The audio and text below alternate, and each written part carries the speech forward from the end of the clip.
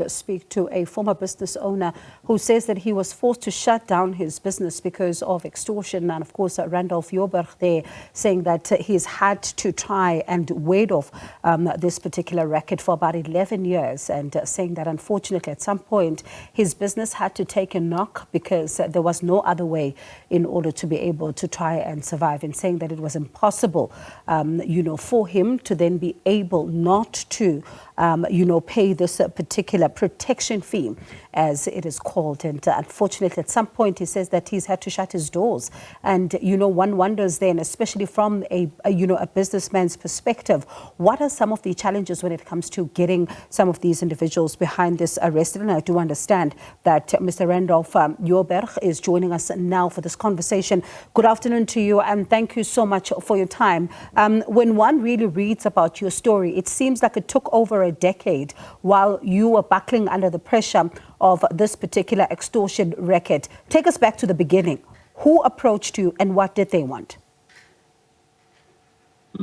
I just had opened the store in 2013 when 2 days later, a gentleman with a very wide shoulders and very firm handshake approached me about an offer he believed I couldn't refuse. To his surprise, I did refuse his offer, and I said no to the offer of protection without any service in return, and this just started the whole process, of intimidation, and it ended in the murder of my doorman Joe in 2015. When it comes to this protection, what are they saying they're protecting you from? Well, I recorded a conversation and it was shown previously on TV, where this protection was named as "We will stay away," because they previously visited me with 9 men, intimidated the doorman that was murdered 3 weeks later. And, they basically just promised that they wouldn't appear back at my place if I started paying them. And again, this was an offer I said no to. And when one, of course, reads, the details around your doorman's death, it's such a gruesome one, and it really feels like they were sending you a message somewhat. And I wonder, post that and the 11 years then that you've had to try and really just get these people off of your business, you were then forced to pay this protection fee. Are you able to tell us how much is it? And when do they, stop, if they do at all? If not, when was breaking point for you? Well, I didn't pay them up until the murder. And at that point, my management team very understandably said that they would walk out if we didn't start paying them. So, I gave them permission to pay the demanded amount of 1,800 Rand a month. And I always said it wasn't about the amount, it was about the principle behind it. It was the principle that businesses caving in to these racketeers, they start paying for the legal defense of these gangsters. They start paying for the legal defense of Ian Levitt attorneys that are now going after me for saying this in public.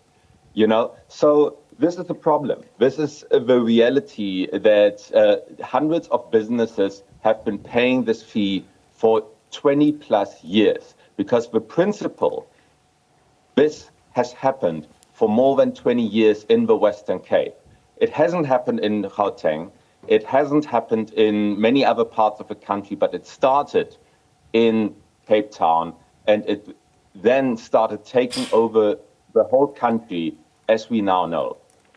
And when you are speaking with the other, business owners before you even decided to shut down your business, all of you, of course, are now, as you say, caving in, and you believe that in principle, of course, this should not be happening. Are you engaging police at the time, and what responses are you receiving? Well, my management and the doorman who was intimidated engaged with the Hawks back in 2015 less than 3 weeks before Joe's ultimate murder.